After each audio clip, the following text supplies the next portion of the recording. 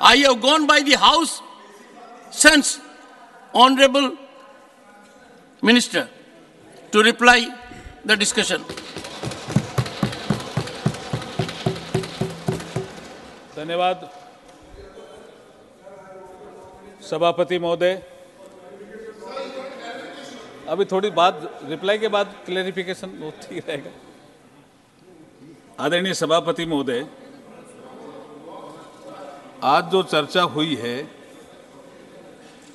Bill पर, मैं आभारी हूं सभी ऐसे मान्य सदस्य जिन्होंने भाग लिया।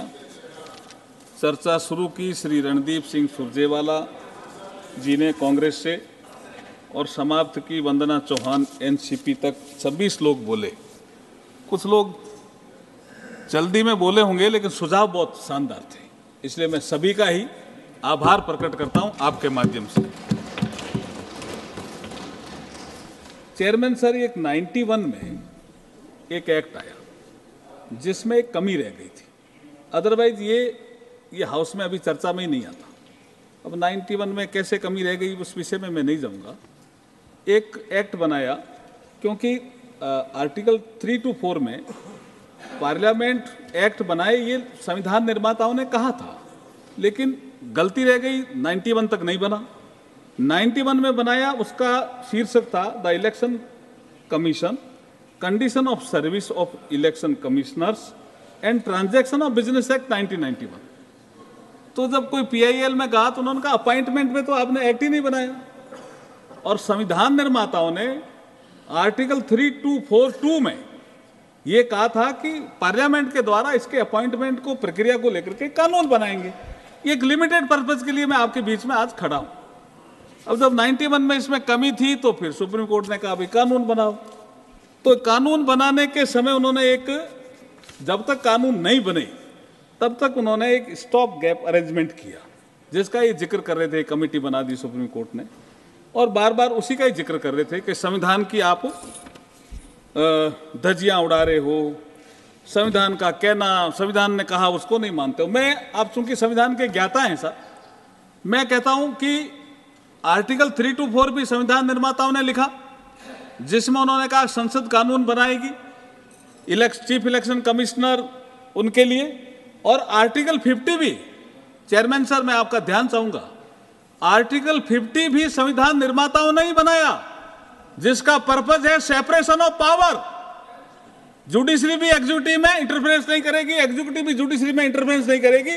ये सेपरेशन ऑफ पावर भी तो आर्टिकल 50 है, हम उसके तहत ये बिल लेके आए हैं। नहीं, लेजिस्लेचर में भी इंटरफेरेंस नहीं करेगी। हाँ, लेजिस्लेचर में भी डिफरेंस नहीं करेगी, बिल्कुल। सब अपना अपना काम करेंगे, एग्जीक्यूटिव अपना काम करेंगे, लेजिस्लेटर अपना काम करेंगे, और जुडिशरी अपना काम करेंगे। ये जो आर्टिकल 50 है, ये संविधान निर्माताओं ने तो डाला साहब, तो संविधान से ऊपर कोई नहीं, हम भी मानते हैं। और हमें सुरजेवाला जी ज्ञान दे रहे थे, पता नहीं क्यों दे रहे थे, 1-2-3 उन्होंने कहावतें कही, तो एक कहावत मैं कहूंगा सर, आप राजस्थानी हैं, मारवाड़ी जानते हैं, वो बैठे भी होंगे आप। सुरजेवाला जी, शायद आपने हिये में कांक्षी नहीं फेरी। हिये में कांक्षी, हिया का मतलब यहाँ हृदय होता है, और उसको आप ऐसे कबीर की भाषा में ऐसा कह सकते हैं कि आपने अंदर झांक करके नहीं देखा। और अगर अंग्रेजी में बोलूं तो आप जो बोल रहे थे सारी कहावतें, वो ठीक नहीं थी। आप those who have not introspected themselves, वो हमें शिक्षा दे रहे हैं। आपने नवीन चावला साहब को कैसे बनाया जी, पता है? MS गिल साहब को कैसे बनाया जी? आइडियोलॉजी सबको पता थी, लेकिन हम उसमें जाना नहीं चाहते। हम आज एक लिमिटेड पर्पज के लिए आपके बीच में हैं। मैं 2-4 जो मौलिक प्रश्न आए, जैसे अमर पटनायक साहब ने बहुत मौलिक प्रश्न उठाए। नहीं, ये मैं कांक्षी नहीं फेरी, मैंने इतना ही कहा था। हिये मतलब मारवाड़ी में हिये का मतलब हृदय, गो हेड। और कांक्षी फेरने का मतलब उसमें अगर कोई गड़बड़ है तो निकलती है, मतलब इंट्रोस्पेक्शन करो, जैसे कबीर ने कहा अंदर झांक करके देखो। तो इन्होंने अंदर झांक के देखा ही नहीं, हमारे ऊपर आरोप लगाने लगे। संविधान को भी नहीं, उन्होंने कहा संविधान से ऊपर कोई नहीं। भाई कोई नहीं, हम भी मानते हैं। आप भी पढ़ लीजिए ना आर्टिकल 50, आप भी पढ़ लीजिए आर्टिकल 3 to 4। आपने 91 में कानून में कमी क्यों रखी? मैं फिर बाबा साहब को याद करते कहूंगा, बाबा साहब ने कहा था 25 नवंबर 1949, इन्होंने भी कोट किया, मैं भी कोट करना चाहता हूं। उन्होंने कहा कि हम इस बात का संकल्प करें कि जो बुराइयां हमारे मार्ग में हैं और जिनके कारण जनता के लिए सरकार को जनता द्वारा सरकार से अधिक पसंद करती, जनता के लिए सरकार को जनता द्वारा सरकार से अधिक पसंद, उन बुराइयों को सुलझाने में विलंब नहीं करे। ये बुराई थी साहब, क्योंकि इसमें इंटरफेरेंस कोई भी कर जाता था। अब ये तो एग्जीक्यूटिव फंक्शन है ना साहब, सबको पता है। अच्छा, ये कह रहे हैं प्रधानमंत्री क्यों होना चाहिए। अब इस देश के जनता ने we the people of India, ये हमारे संविधान का पहला वाक्य है, और जनता ने प्रधानमंत्री जी को चुना, और प्रधानमंत्री नहीं होना चाहिए सिलेक्शन कमेटी में। साहब ये मेरे समझ में नहीं आता कि ये कैसा आर्गुमेंट कर रहे थे, और एग्जीक्यूटिव फंक्शन में प्रधानमंत्री का कोई रोल ही नहीं है क्या। और जो लीडर ऑफ अपोजिशन है जो हमने इसमें सिलेक्शन कमेटी में दिया, उसका तो जिक्र ही नहीं किया जिसने भी बोला।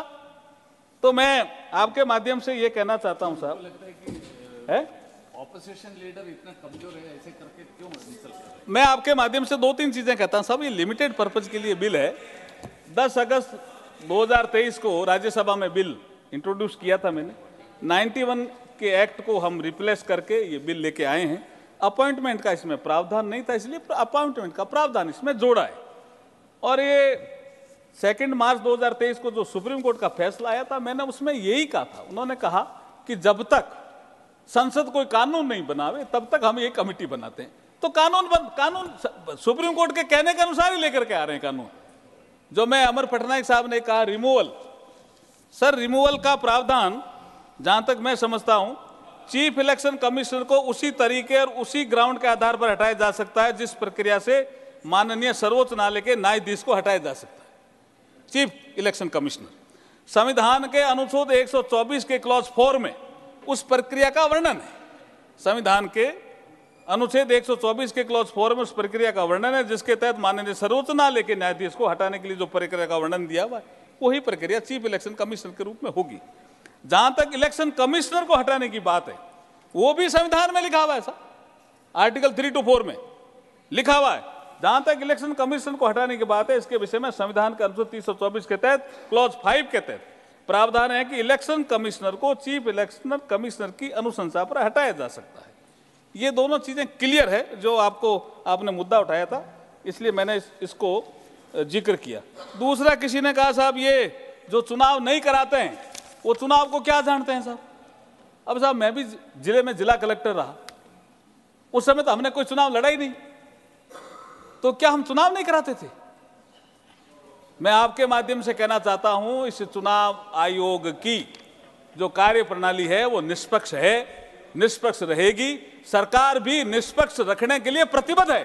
नरेंद्र मोदी जी के कालखंड में जो जितनी भी संस्थाएं वो निष्पक्ष तरीके से काम करें, इसके लिए हम प्रतिबद्ध हैं। है ही साहब, इसमें तो कोई शक ही नहीं है सर। हाँ, आप तो मैंने अभी MS गिल साहब का नाम लिया, मैंने चावला साहब का नाम लिया। अच्छा, जिस समय अभी किसी ने जिक्र किया, ठाकुर साहब ने कहा या पता नहीं किसने कहा कि अभी JP होते तो हमारा विरोध करते। मैं स्पष्ट कहता हूं साहब, अगर जयप्रकाश नारायण जिंदा होते ना, नरेंद्र मोदी जी का समर्थन 100% नरेंद्र मोदी जी का समर्थन करते, इसमें कोई शक नहीं। कंटिन्यू अच्छा, मनोज झा साहब नरेंद्र मोदी जी का ही समर्थन करते। सर एक ऑफिशियल अमेंडमेंट भी मैं लेकर के आया हूं। जब ये मूल बिल आया था उसमें काफी चीजें आई थी चर्चा में। तो एक सरकार संवेदनशील है इसलिए सोचती है। माननीय मंत्री जी, रणदीप सुरजेवाला जी ने कुछ महत्वपूर्ण संकेत दिए थे, उन पर तो आप सहमति व्यक्त कर सकते हो। इन्होंने खास तौर से 4 फंडामेंटल्स ऑफ इलेक्शन कमीशन मैं सहमति प्रकट करता हूं। हाँ, ये मतलब ये नहीं, ये निष्पक्षता, निर्भीकता, यस, पारदर्शिता, मुझे याद भी है सर, सुचिता। फिर इन्होंने अनुरोध किया था कि इनका संरक्षण कीजिए। बोलिए। इन्होंने हिये में कांक्षी नहीं फेरी सर, वो विषय एक ही था। देखिए सर, जो ऑफिशियल अमेंडमेंट लेकर के आया हूं, इसमें एक क्लॉज जो 6 था उसमें सर्च कमेटी, उसको थोड़ा हमने चेंज किया है। वो पहले कैबिनेट सेक्रेटरी की अध्यक्षता में थी, अब वो लॉ मिनिस्ट्री की अध्यक्षता में है और 2 सेक्रेटरी उसके मेंबर हैं। सैलरी का विषय जो कई सदस्यों ने रखा, त्रिची सुहा साहब ने भी रखा सैलरी का विषय, लेकिन ऑफिशियल अमेंडमेंट के द्वारा सुप्रीम कोर्ट के जज के बराबर सैलरी का प्रावधान कर दिया गया है। कंडीशन ऑफ सर्विस, ये क्लॉज 15 में हमने एक ऑफिशियल अमेंडमेंट किया है, जिसमें राष्ट्रपति रूल्स को नोटिफाई करके निर्धारित करेंगे, अधिसूचित करेंगे, ये प्रावधान हमने कर दिया है। और एक हमने क्लॉज 15A जोड़ा है, ये महत्वपूर्ण है, क्योंकि एक महबूब नगर में तेलंगाना में एक विषय आ गया था कि चीफ इलेक्शन कमिश्नर और कमिश्नर को किसी ट्रायल जज ने नोटिस भिजवा दिया था, तो प्रोटेक्शन से संबंधित एक क्लॉज हमने जोड़ा है 15A में। सीसी या ईसी अपनी ड्यूटी करते समय कोई कार्रवाई संपादित करेंगे, ड्यूटी करते समय सुनवाई या कोई भी आदेश देंगे, तो ऐसे प्रकरणों में उन पर कोई कोर्ट कार्रवाई नहीं कर सकेगा। ये प्रोटेक्शन की बात हमने कही है। मैं 2-3 चीजें और कह करके अपनी बात को समाप्त करने की कोशिश करूंगा, क्योंकि आप भी 6 बजे तक कह रहे थे वोटिंग का विषय। एक आपने कहा कि आईएसी क्यों, माननीय साई सुरजेवाला जी ने कहा था, अब तक तो 47 से तो ये 51 और 2 से तो चुनाव हो ही रहे ना सर, चुनाव आयोग की शाख भी बढ़ी है देश में, तो अब तक तो कोई गड़बड़ हुई नहीं ऐसी। और ये कह रहे हैं कि एक हमारे चड्डा साहब कह रहे थे, बैठे हैं शायद, ये कह रहे हैं कि आप तो किसी को भी बना सकते हो। साहब क्वालिफिकेशन दिए हुए आप बिल तो पूरा पढ़ लो, इसमें क्वालिफिकेशन दिए, उस क्वालिफिकेशन के अनुसार ही बनेगा, किसी को नहीं बना सकते। सेक्रेटरी रैंक क्वालिफिकेशन दी हुई है, तो आपको बिल तो पढ़ ही लेना चाहिए था।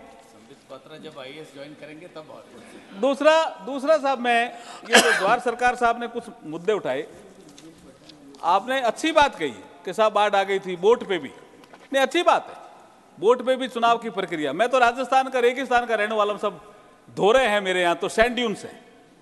मैंने देखा हम ऊंट पर बैठ करके वोट देने जाते थे। चुनाव आयोग की इतनी खासियत है कि हमारे जो दूर गांव था उसके लिए ऊंट गाड़ा रखते थे कि ऊंट पे बैठ करके वोट देने जाओ। तो ये सब प्रक्रियाएं होती रही है साहब चुनाव आयोग ने, और ऐसे हम year to year, election to election सीखते आए, और चुनाव आयोग ने अपनी साख भी कमाई है और निष्पक्षता भी बरकरार रखी है।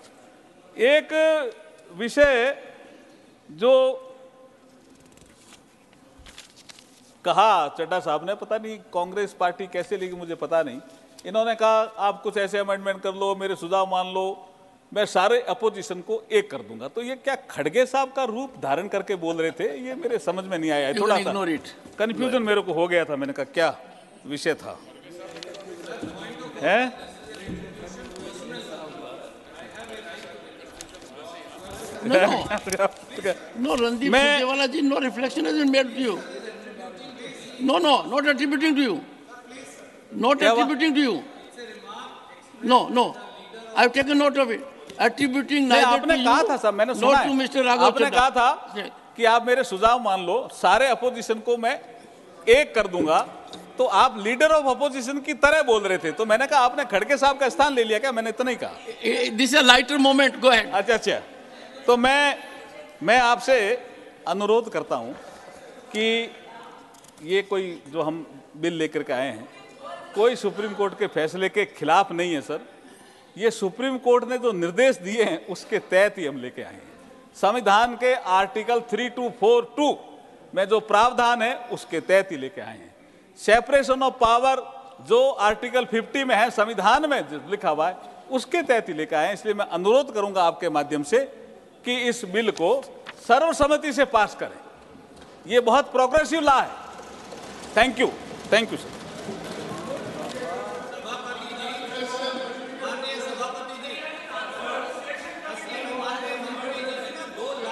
एक सेकंड तिरु जी, एक सेकंड।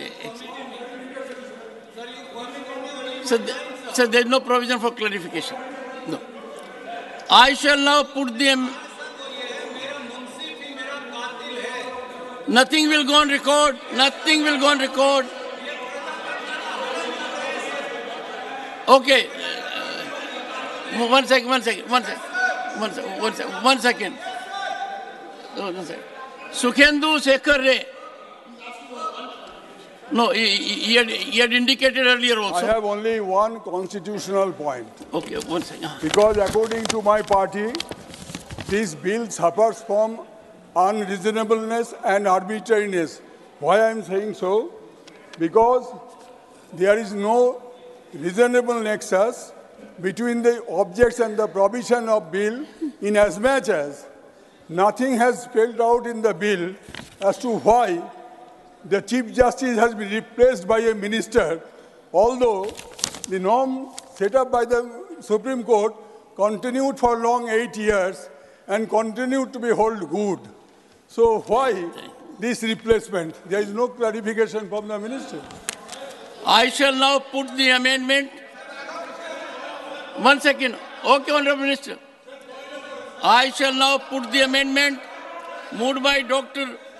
John Britta.